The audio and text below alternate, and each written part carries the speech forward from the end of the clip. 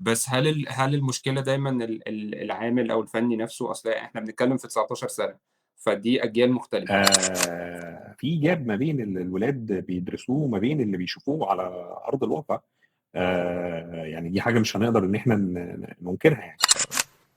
ففي الآخر أنا خسرت الtraining ده كله، وهاجيب واحد أدفع تمن الtraining ده كله تاني من أوله، تمام، وممكن برضه ما استفدش منه حاجة بقى يعني كvalue في الإنتاج حصل، ففي الآخر بنقعد نجتمع مع بعضينا ونقعد نتكلم. إيه الجديد يا جماعة؟ تسألوا على إيه؟ إيه الحاجات اللي شايفينها كويسة؟ فإحنا نزودها ويعني نenhance الحتة بتاعتها. طب إيه الحاجات اللي شايفينها وحشة عشان نبتدي إن إحنا نسيطر عليها؟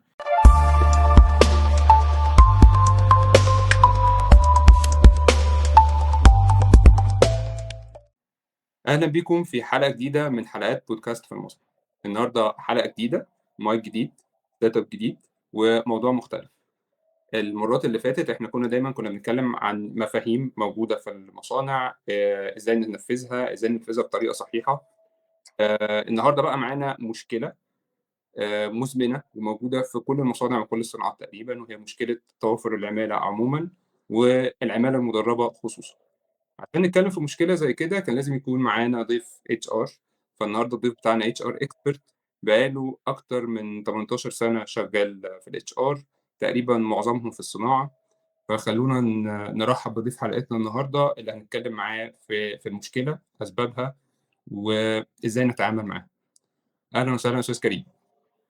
أهلا بيك يا دكتور، إيه الأخبار؟ تمام الحمد لله. حضرتك منورني النهارده. ربنا يخليك. ميرسي جدًا. أنا متشكر أنا جدًا. اتشرفت جدًا بدعوتك يعني، وإن شاء الله تكون حلقة مفيدة للناس بإذن الله. بإذن الله. أنا متشكر جدًا، جدًا، جدًا لوجودك معانا النهارده.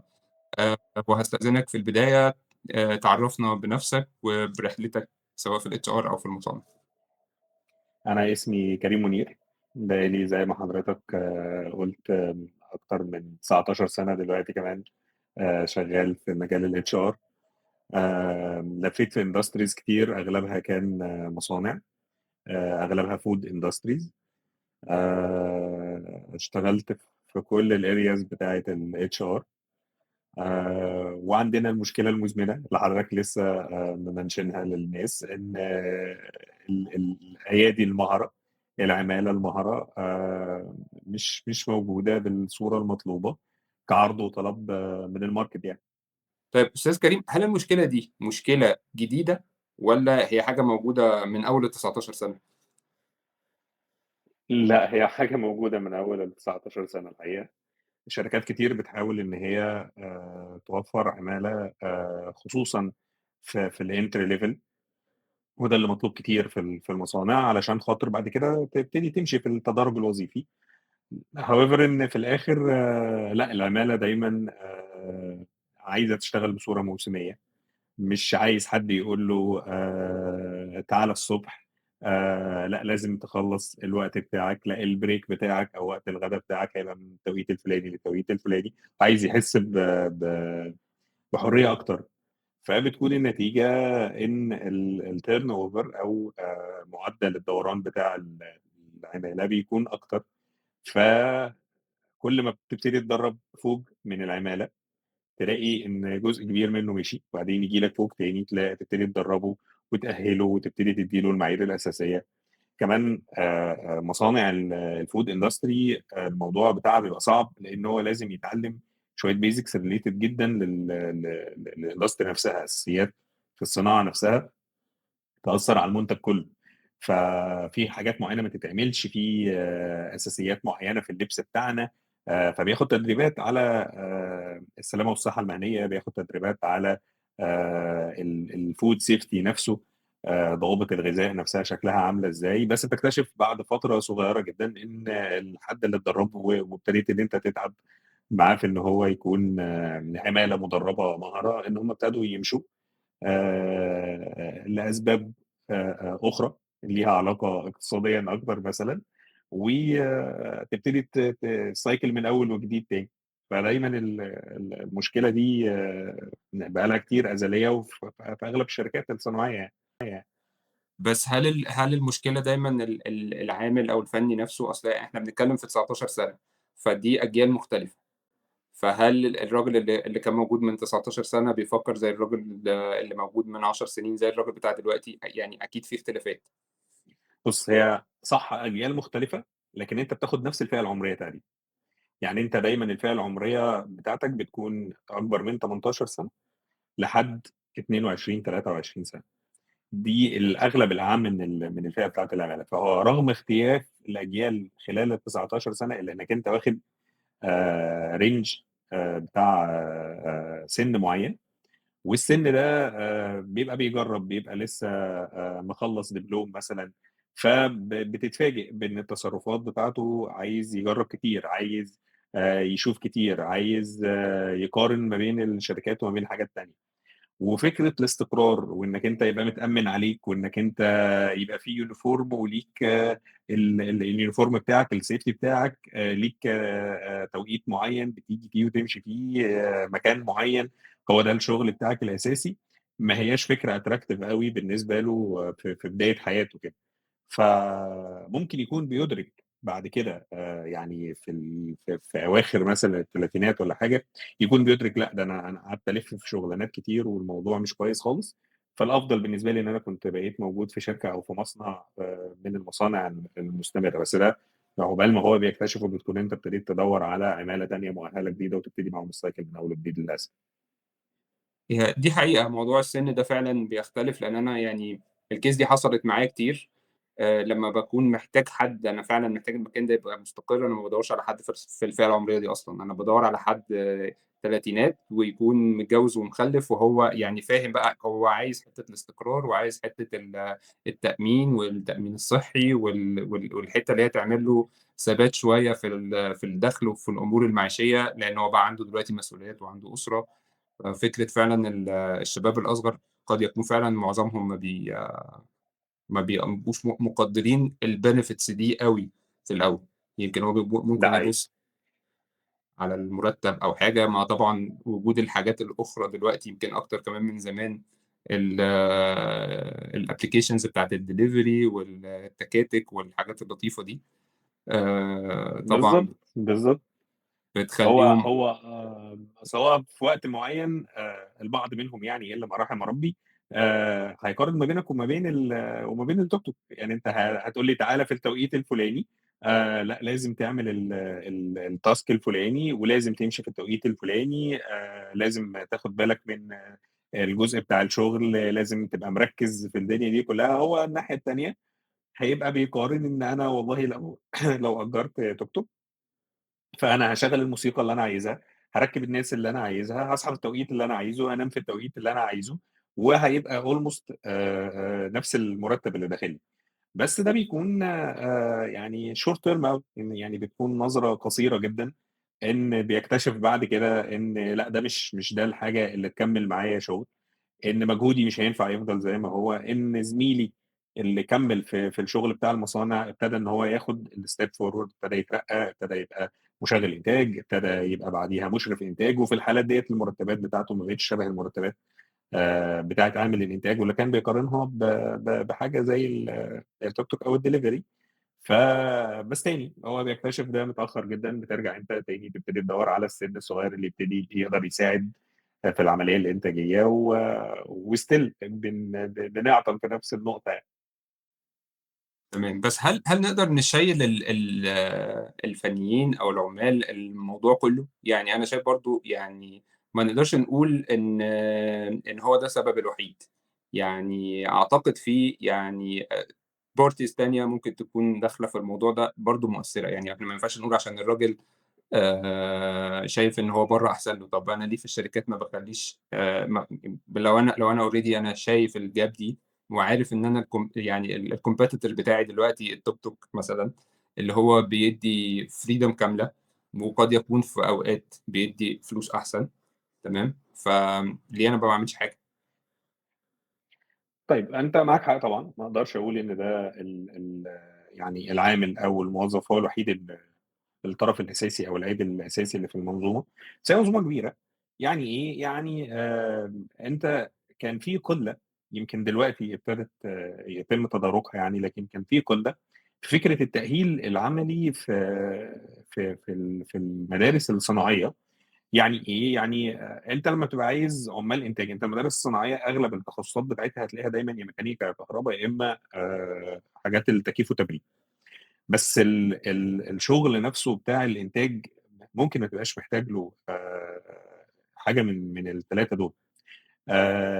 في areas تانية، في محطات معالجة المَيّة مثلًا دي موجودة في أغلب المصانع، خصوصًا الجزء بتاع مصانع الأغذية يعني، دي برضه ما فيش ليها تخصصات. كمان الgap اللي حاصلة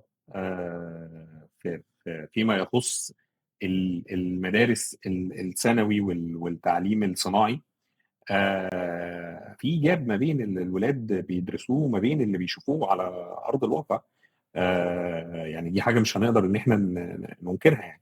الإمكانيات المتاحة للمدارس ما تأهّلش الولاد إن هم يقدر يخش المصنع وأنا يعني أبقى مؤتمن عليه، لإن أنت الغلطات في التصنيع ممكن تؤدي لإصابات جسيمة، وممكن لا قدّر الله كمان لو غلطة كبيرة أوي ممكن تؤدي إن هو يفقد حياته. التأهيل ده ما بيتمش بالصورة المطلوبة. الشركات كمان بتبقى في وضع برضه مستعجلة، يعني اللي هو هم عايزين عامل مؤهَّل من بدري، ويالّا لإن أنا العامل ده هياخد مكانه في على الماشين الفلانية، على المكنة في المنظومة الإنتاجية، فأنا مستعجل إن هو يبقى متعلّم كويس وإن هو يبقى جاهز. مش كل الشركات بتبقى مديّة المساحة والوقت والمجهود، لإن ده كلّه بيكون تكلفة زيادة عليها، في إن هو يأهِّل عامل من عنده من البداية خالص، إن هو يعمل معاه زي ما بيعمل مع الناس الfresh grad اللي بنقول عليهم، اللي هم لسه متخرّجين من الجامعة، إنّك أنت تبقى قادر إنّك أنت تاخد جزء من الشباب وتبتدي تعلّمه المسيرة شكلها عاملة إزاي.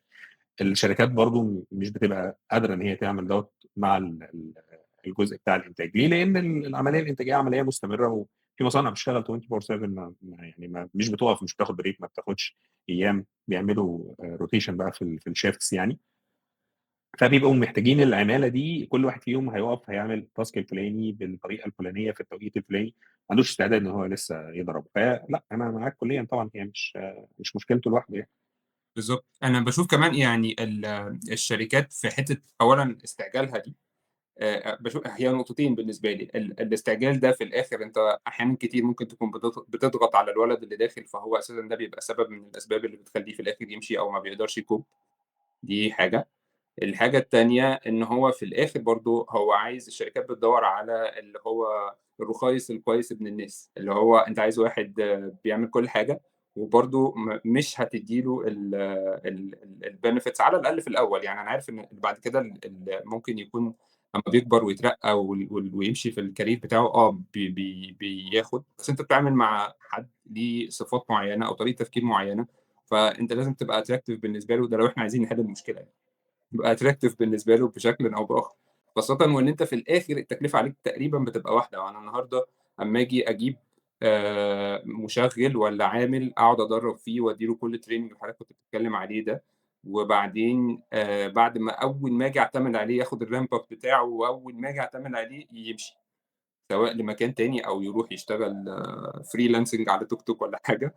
ف ففي الآخر أنا خسرت الtraining ده كُلّه، وهاجيب واحد أدفع تَمَن الtraining ده كُلّه تاني من أوّله، تمام، وممكن برضه ما استفدش منّه حاجة بقى يعني كvalue في الإنتاج حصل، ففي الآخر لو حسبناها ممكن تكون التكلفة واحدة.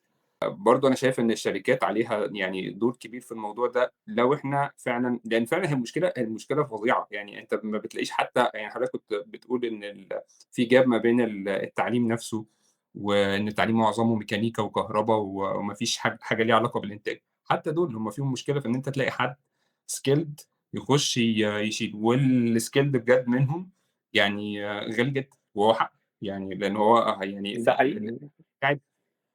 ف طيب خلّينا نروح للجزئية بقى يعني اللي نحاول فيها نلاقي، مش هاقول لك حل لإن هو الموضوع يعني زي ما قُلنا مُزمن، إحنا بنتكلّم في 19 سَنة نفس المشكلة، إنّما وهو في كمان يعني parties كتير، يعني هو الراجل نفسه عليه دور، الشركة أو الشركات كلّها عليها دور، الحكومة عليها دور في الموضوع، ففكرة إن إحنا نلاقي حل يعني يبقى إحنا يعني بنقول أي كلام لو إحنا بنقول إن إحنا هنلاقي حل، لكن نقدر نتعامل إزاي مع الموضوع؟ يعني حضرتك بقى لك 19 سَنة، شركات مختلفة. أكيد كنتم بتلاقوا عمال بطريقة معينة يعني، فمحتاجين ننقل خبرتك بالضبط. دي. نعمل إيه؟ لإن في شركات كتير، يعني أنا عايز أقول لك إن القصة دي هو أكتر من حد طلبها مني، يعني الحلقة بتاعة النهارده أو الtopic بتاع الحلقة بتاعة النهارده دي، هي يعني من المطالب الجماهيرية في الpodcast، إن هو محتاجين نجيب عمال، نجيبهم منين أو طيب إزاي؟ بُص، يعني خُد بالك إن السوشيال ميديا بتحاول تخدم الجزء ده أوي، لكن ما بناخدش منها الresult المطلوبة، زي ما بيكون مع الwhite collars مثلًا. يعني أنت الwhite collars خلاص أنت عارف إن أنت هتدوّر في وظّف، هتدوّر في LinkedIn، هتدوّر يعني somehow في 3، 4 applications هم اللي الناس trusted فيهم، والناس بتقدر إن هي تحُط البيانات بتاعتها والCV بتاعها، وتقدر الشركات تaccess من الجزء ده. الكلام دوّة مش حاصل مع الفئة العمالية اللي بنتكلم عليها، ولكن مؤخرًا في حاجات زي في applications تانية زي فرصنا، ابتدت إن هي تتيح ده للفئة العمالية، والناس اللي بتبقى بتدخل تدوّر على عمالة وفنيين. طبعًا الأساس اللي أنت بترجع له دايمًا بيكون already الموظفين الموجودين معاك، العمالة اللي موجودة معاك، لإن هم بيكونوا عارفين يعني دول أقرب حد هيبقى عارف يشرح الموضوع كلّه للي بيدوّر على شغل من الفئة العمالية دي. هم عارفين المواعيد شكلها عاملة إزاي، عارفين المرتبات almost المتوسطات بتاعتها شكلها عاملة إزاي، عارفين الrotation اللي بيحصل في الشيفتات، عارفين إيه الbenefits اللي موجودة في الشركة، الشركة بتدّي إيه وإيه الحاجات الكويسة اللي فيها. وكمان بيدّوا له خلفية حتى عن الحاجات إيه اللي ممكن يكون مضايقهم، فهُم بيبقى موصّل صورة أعم وأشمل للفئة دي من العملا. فالsource الأساسي بتاعك هو العمال اللي موجودين معاك على أرض المصنع نفسهم يعني. ما هو دون ذلك زي ما باقول لك في applications بس يعني لسه مش قوية أوي، لإن هُم لسه مش familiar أوي مع الحتّة بتاعة السوشيال ميديا.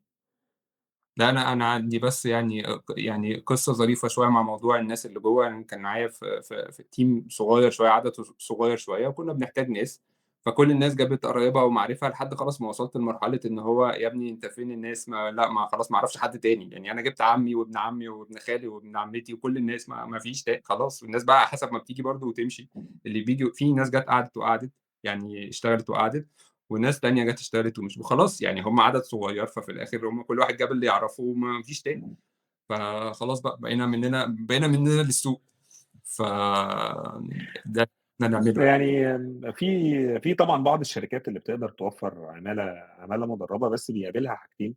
الحاجة الأولانية إن أنت العمالة دي أغلبها أنت بتطلبها seasonal base، لإن أنت يعني أغلب الشركات الصناعية بتشتغل season، وعلى حسب الseason ده إحنا بنتكلم على الseason بتاع رمضان، بنتكلم على الseason بتاع back to school بتاع المدارس، بنتكلم على الseason بتاع زراعة. فالمشكلة حتى إن الشركات لمّا بتبتدي توفّر العمالة المؤهلة، مش كل الشركات بيبقى دايمًا عندها الكمية الكبيرة من الوظايف اللي تقدر تعرضها عليهم. ده غير إنّك أنت في الآخر الفئة السعرية بقى اللي كنت بتتكلّم عليها، أنت في الآخر في market، يعني الmarket ليه salary survey، ليه إمم. يعني محددات بتقول المرتبات تبتدي منين. طب ليه؟ لإن أنت لو ابتديت إنّك أنت تتحرّك في المرتبات جامد علشان تكون attractive بالنسبة للعمالة، هتقابل مشكلتين. المشكلة الأولانية الناس اللي موجودة عندك already في الشركة، إن أنت هتعرف توصّل مرتباتها للمرتبات دي والّا لأ. المشكلة التانية إنّك أنت تصاعدي بقى، يعني عشان تبتدي تتحرّك من مستوى وظيفي للتاني، تلاقي إن أنت ابتديت تتحرّك تحرُّكات عنيفة في الsalary scale بتاعك. ده هيترتّب عليه إيه؟ ده هيترتّب عليه hit كبيرة جدًا على إمم. الbudget بتاعك. كشركات في الآخر قطاع خاص، شركات business هادفة للربح، مش دايمًا هتبقى قادرة إن هي تadapt مع الأرقام، مش دايمًا هتبقى قادرة إن هي تعمل التعيينات دي كلّها. ولإن الأغلب الأعَم في المصانع زي ما باقول لك related أكتر إن هو season، فبيكون احتياجه الأرقام طالعة نازلة على فترات طويلة. ف فstill هيفضل في gap شئنا أم أبينا، لكن هنحاول نحلّها بإن إحنا نحاول نوفّر فرص أكتر، نحاول نعمل برامج تأهيلية أكتر، وده اللي باحاول أعمله في شركتي دلوقتي، إن إحنا دايمًا نبقى موفّرين برامج تدريبية في الأول خالص. نبتدي نعرّف الناس أنت مش career path، لكن أنت حياتك المهنية معانا شكلها هيبقى عامل إزاي.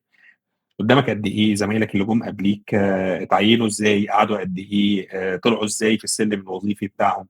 لما يشوف المشرف بتاعه ان هو كان البدايه بتاعته كان نفس السلمه اللي هو ابتدى بيها، ده ممكن يخليه شويه حاسس ان لا، انا ممكن يبقى ليا مستقبل هنا.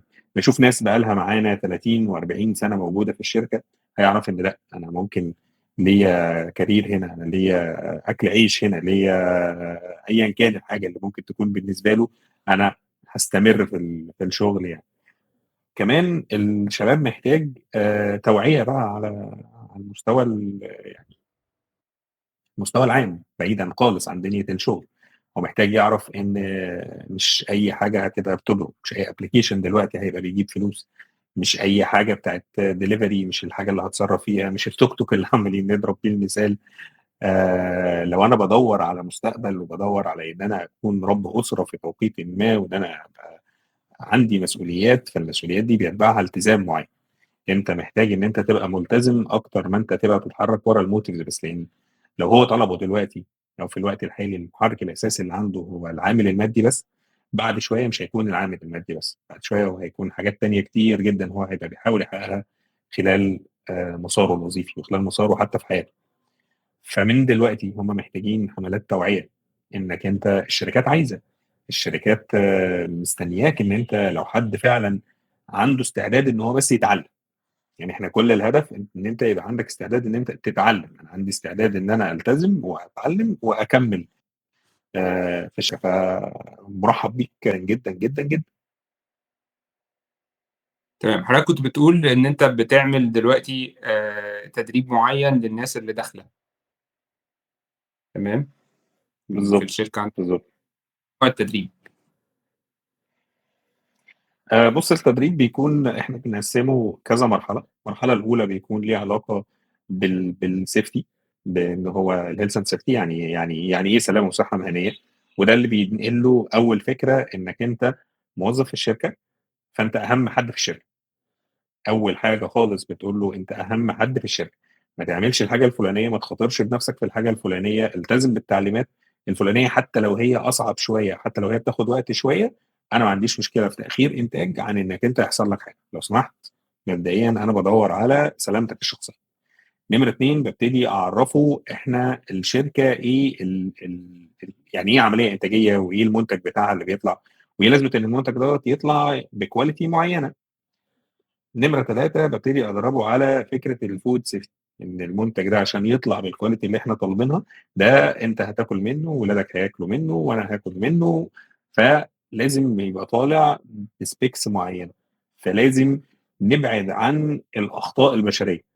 فما تخشش بساعة، ما تخشش بدبلة، ما لو بنات ما تلبسش حاجة في الطرحة بتاعتها، دبوسة أو حاجة. ليه؟ لإن الحاجات ديّة ممكن إن هي تُقع في المنتج وتسبب مشكلة.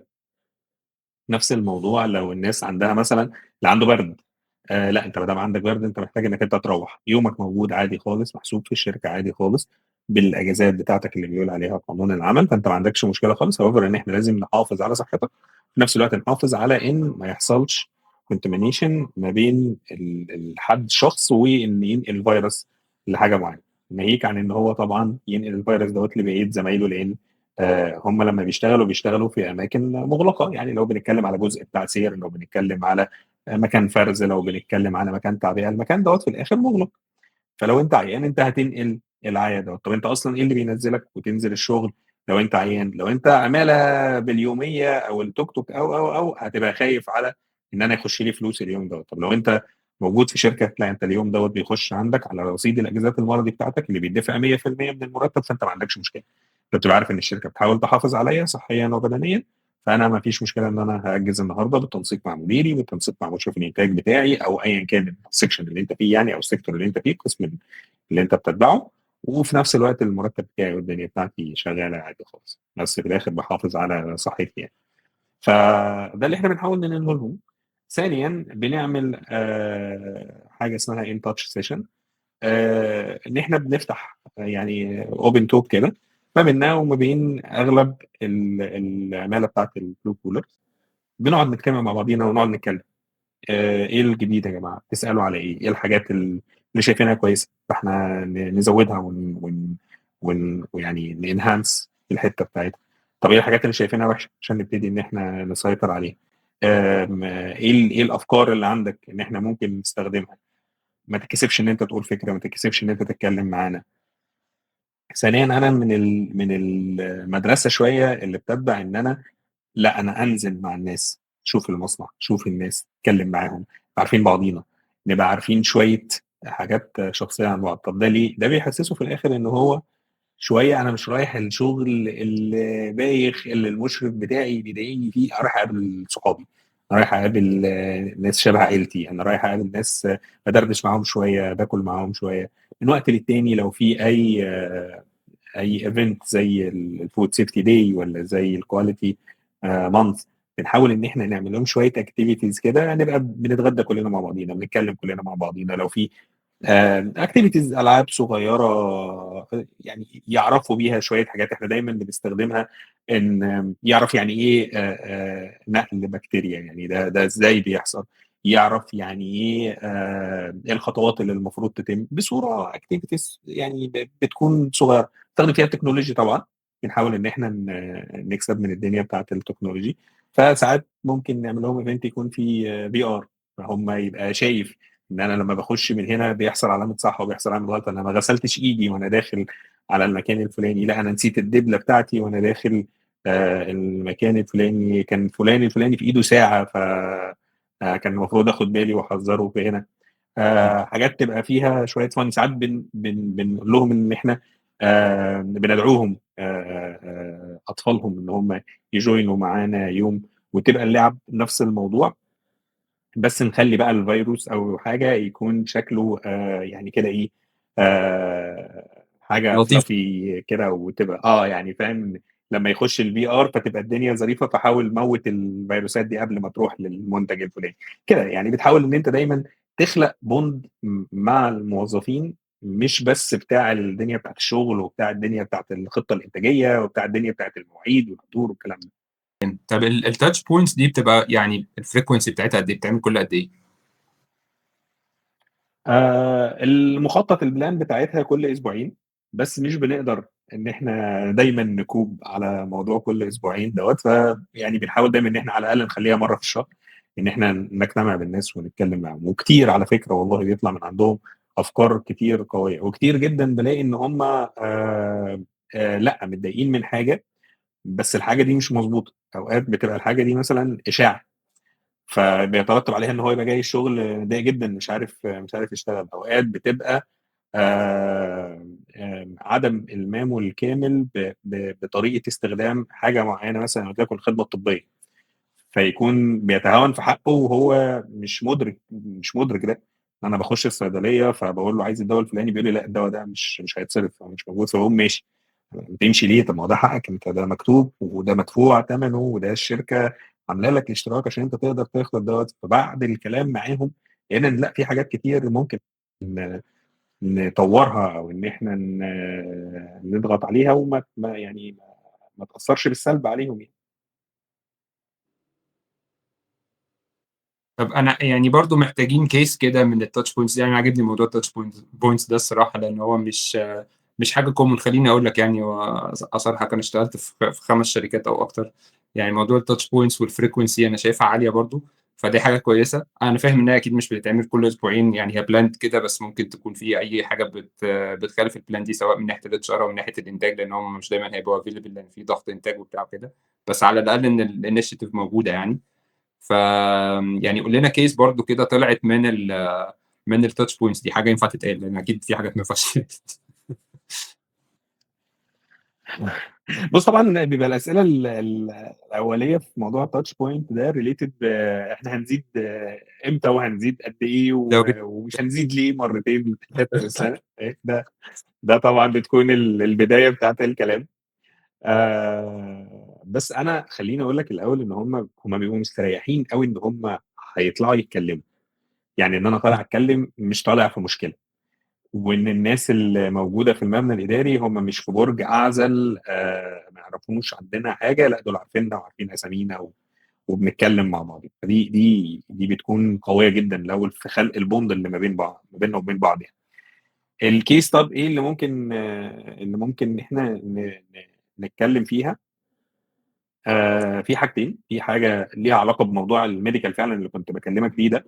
هم كانوا فاكرين إن أنا شركة الmedical اللي هي الthird party اللي في النُص يعني، إن أنا لمّا أروح أعمل حاجة أو إن أنا لمّا أكشف على حاجة ويقولوا لي خلاص لأ، أو المستشفى تقول لي لأ ما فيش موافقة، أو الصيدلية تقول لي لأ ما فيش موافقة، إن أنا كده خلاص يعني الموضوع بتاعي خلص. فلأ، وكان سؤالي ليه: أنت دلوقتي لو أنت دخلت الصيدلية دفعت الفلوس بتاعة الدوا، وبعدين الصيدلي قال لك لأ مش هادّيك الدوا، فأنت الموضوع هيبقى عادي؟ كانت الإجابات لأ مش هيبقى عادي. إزاي أنا دفعت الفلوس فلازم آخد دوا؟ قُلت له: على فكرة أنت شركة الMedical هي دافعة عنك بس، يعني هو الموضوع كله إن هم دفعوا عنك أنت عشان أنت تستقبل الخدمة دي. ما تسيبش الخدمة بتاعتك، بس اعرف ليه. يعني لمّا المستشفى تقول لأ، ما تسكتش وتمشي، اعرف ليه، اتصل بالرقم الhotline اللي موجود على ضهر الكارنيه بتاعك، قُل لهم: يا جماعة حصل 1، 2، 3، إيه المشكلة اللي حاصلة هنا؟ وارد جدًا إن يقول لك أصل إحنا عايزين التقرير بتاع الإشاعة اللي أنت عملتها، أو التقرير بتاع الفحص اللي أنت عملته.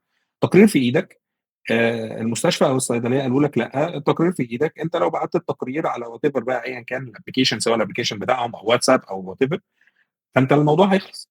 فأنت بس لإن أنت نَفَسك كان قصيّر، أو كان عندك اعتقاد إن لأ، ما هي الشركة أصلًا عاملة لنا يعني تأمين صحّي مش بنعمل بيه حاجة. لأ يا سيدي، هو مش ده اللي حصل. ده بالعكس إحنا بنحاول نطوّره دايمًا، بنحاول ندوّر لك دايمًا على أحسن حاجة. لو في أي مشاكل بنsupport المشاكل دي. لو في حاجات حتى بعد الlimit بتاع الكارنيه بنحاول إن إحنا ما دام حاجة critical يعني بنحاول إن إحنا نsupport. فلأ، بس في نفس الوقت ما تسيبش أنت حقك ده وتمشي. اعرف بس الدنيا وراها إيه، يعني اعمل حسابك إن دي فلوس مدفوعة. إمم. الحاجة التانية كانت في فكرة لجزء من المنتج بتاعنا. يعني جزء من المنتج كان المفروض إن هو بيتعامل بطريقة، ففي أحد العمال اللي اقترح طريقة، والطريقة دي اتناقشت مع الdivision وكانت كويسة جدًا، وابتدينا إن إحنا نطبّقها وطلع منتج. يعني ابتدينا نطلّع منتج تاني. ابتديت تطلّع منتج تاني من جزء أنت كان بالنسبة لك هالك. يعني أنت كده كان جزء كان بالنسبة لك خلاص ده جزء هالك ما بتعملش إمم. فيه حاجة، فقدرت تطلّع منه منتج تاني. قدرت تخلق قناة بيعية، قدرت تخلق حاجة للسوق في المنتج دوّة، وده كان من أحد العاملين يعني. فلأ، أنت الin touch session الoutcomes بتاعتها بتبقى يعني قوية جدًا، جدًا. لأ، هو قصة الأفكار اللي جاية من الshop floor دي يعني إحنا بنتكلم عليها كتير وبننصح بيها كتير، لإن الناس دي هي اللي واقفة 24 ساعة على خط الإنتاج، فهي اللي عارفة المشاكل وعارفة التحسينات وعارفة إيه اللي ممكن يتعمل بطريقة أحسن، وممكن يأثّروا كتير على المهندسين والناس المتخصصين اللي شغالين في الإنتاج. فيعني بعيدًا عن الtouch points، يعني هو يعني فكرة إن إحنا نسمع للأفكار بتاعة الteam بتاع الإنتاج أو الصيانة أو أيًا كان الtechnical team يعني، دي حاجة مهمة جدًا، جدًا.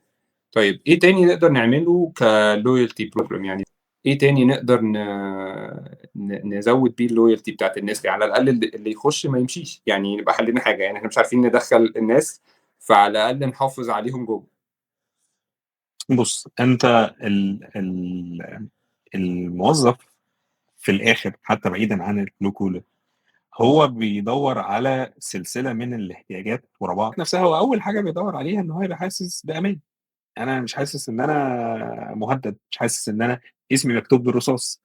لأ، أنا already موجود مع الشركة وحاسس بأمان في الشركة. طَب الأمان ده بييجي منين؟ الأمان ده بييجي من إن هو يبقى عارف إن أنا ما دام أنا باشتغل شغلي كويس، فأنا ما فيش حد يقدر إن هو يبقى بيضايقني أو يبقى بيهددني في شغلي. فده أول حاجة بيدوّر عليها. وده أول حاجة باحاول أعملها كHR، إن إحنا في سياسة open door.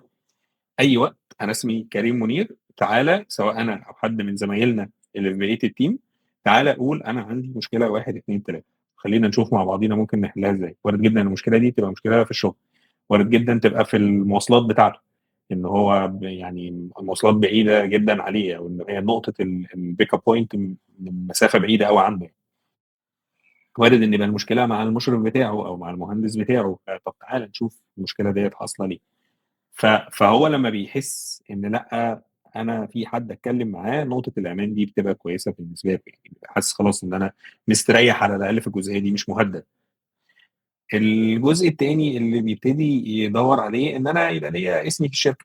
أنت دايمًا بتخلّيه شريك. دايمًا لما بيكون في فور اكزامبل مثلا توزيع ارباح، فانت قايل له ان في توزيع ارباح، والارباح ديت ريليتد بان انت كان شغلك كويس جدا، فالشركه عملت عمليه انتاجيه كامله كويسه جدا، فقررنا ان احنا نشارك معاك جزء من الارباح اللي اتكونت عن الشركه دي تبقى بتاعتك. فهو بعد شويه لما الموضوع ده بيتكرر بيحس ان هو بيشتغل لنفسه اكتر بدل ما هو بيشتغل للشركه، هو بيشتغل لنفسه اكتر. هو بيبقى عارف ان ما دام انا اشتغلت كويس وركزت في الشغل بتاعي، فالانتاجيه بتاعت الشركه هتزيد، فالربحيه بتاعت الشركه هتزيد، فلما يبقى في توزيع ارباح يبقى انا هيخش لي شهر 2 3 10 ايا كان بقى عدد الشهور اللي هتخش. كل ما انا هيبقى المجهود بتاعي التركيز بتاعي اكتر، كل ما انا الموضوع ده هيعود عليا، فبيحس ان في شراكه مع مع الكيان اللي هو موجود فيه او مع الكيان اللي هو شغال فيه. الحاجه الاخيره انه لما بيحس او بيشوف قدامه بقى الناس اللي بقى لها 30 و40 سنه في الشركه، يحس ان هم خارجين الدنيا بتاعتهم خروج الدنيا كويسه، ما فيش حد بيبقى جاي عليهم بياخدوا حقوقهم هم خارجين. حس برضو ان ايه، لا انا كمان لو كملت في الشركه لما اكبر انا يعني ايه امن على مستقبلي. وفي نفس الوقت بيبقى شايف بعض البرامج اللي الشركه موفراها كبنفيتس، فبيبقى عارف ان لا قدر الله لو حصل حاجه، لا اهل بيته مش هيوهانوا، يعني لا ده انا اهل بيتي هيبقوا الدنيا كويسه، يعني كان بقى المكافاه او الحاجه المعموله على حسابي هتبقى الدنيا بتاعتها كويسه. فلما بيشوف الحاجات ديت قدامه بيبقى مطمن وهو جاي يشتغل. ده اللي بيخلق اللويالتي عنده، يعني ده دايما اللي بيخلق اللويالتي عند وده اي فئه وظيفيه يعني. بالظبط. جامد. تمام.